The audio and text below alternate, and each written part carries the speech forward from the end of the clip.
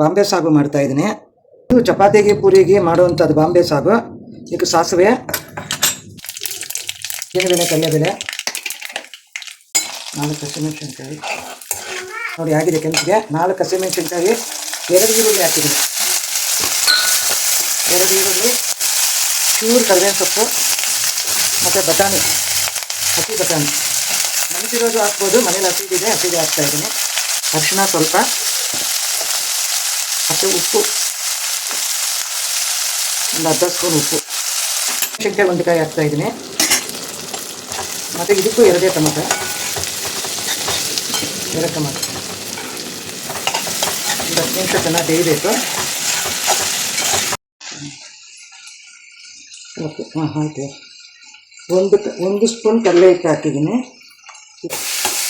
ಬಜ್ಜಿಗೆ ಮಾಡಿರೋ ಕಡಲೆ ಹಿಟ್ಟು, ಇದು ನೀರು ಹಾಕಿ ಕಲಿಸ್ತೀನಿ. 1 ಆಲೂಗಡ್ಡೆ ಹಾಕ್ತಾಯಿದ್ದೀನಿ ಬೇಯಿಸಿರೋದು. ಅದಕ್ಕೆ ಇದು ಚಪಾತಿ ಪೂರಿಗೆ ತುಂಬ ಚೆನ್ನಾಗಿರುತ್ತೆ.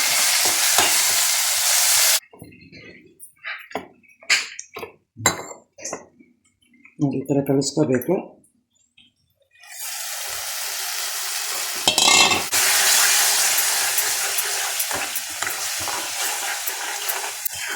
ಲಾಸ್ಟಲ್ಲಿ ಕೊತ್ತಂಬರಿ ಸೊಪ್ಪು ಹಾಕಿ ಇಳಿಸೋದು. ಇದಕ್ಕೂ ನೀವು ಏನು ಬೇಕಾದರೂ ಹುರುಳಿಕಾಯಿ, ಕ್ಯಾರೆಟ್ ಎಲ್ಲ ಹಾಕ್ಬೋದು.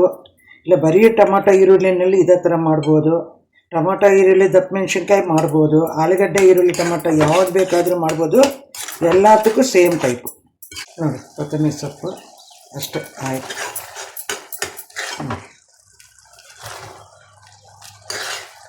ಹಂಗೆ